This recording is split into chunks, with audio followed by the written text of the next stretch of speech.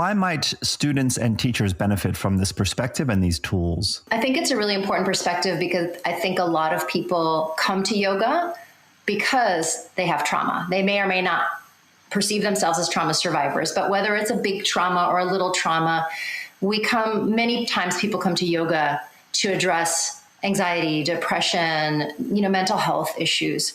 So for a student to know about it is important because then a student might be able to discern what type of a class or what type of a teacher creates the safety for them to safely be with themselves and do some healing work.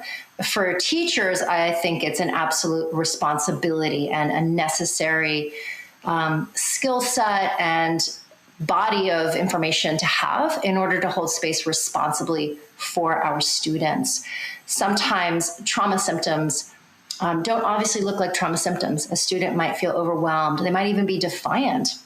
And a trauma-informed perspective really asks a teacher to think about the mental health, the emotional well-being of their student and how they're holding space. And so if we don't have that perspective, we can do a lot of harm. So it sounds like you're saying the trauma is there anyway, whether we're acknowledging it or not as students or as space holders, right? Whatever the modality is, that it sounds like you're saying trauma is a fairly widespread or common experience that people have.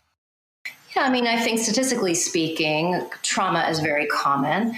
And, after 2020, there's, sort of a global collective trauma. Nobody was spared, even though people are impacted differently, especially today, post-COVID, amidst COVID. We're not post-COVID yet. People are overwhelmed. I do think that there's been a lot of oversimplification, right? And again, this is a nuanced conversation because I'm so glad that it's now in the mainstream. I'm glad that the Veterans Administration are thinking about, or bringing in trauma-informed yoga and mindfulness practices as well. And if you do not understand the workings of the autonomic nervous system and generally like through the polyvagal framework, I think there can be a lot of damage done, right? Like just telling somebody that they should go to a Vipassana and they just really need to quiet their mind, or even just the idea of like, you have to just take a slow, deep breath. If somebody's having a panic attack, like that is not helpful. That can be very harmful.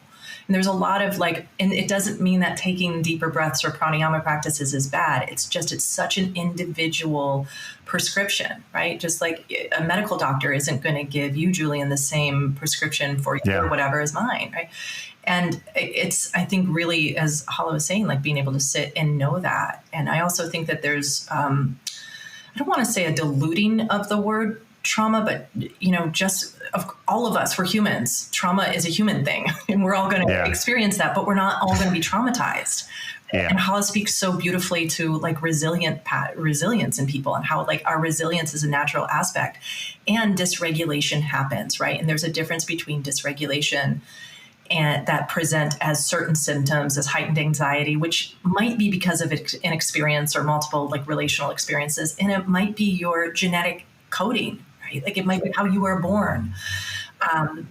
That could be historical trauma related, but it also may not be. And just being able to like, not everything is a trauma, and being able to acknowledge like dysregulation is its own thing and valuable to work with in its own right. Right. But I often think that, and I have to think through this more. Hala, I was having a conversation with Carrie Kelly last week or so, and another colleague of ours, and she mentioned something that's really interesting to me is like the idea of the use of trauma as like spiritual bypass in and of itself.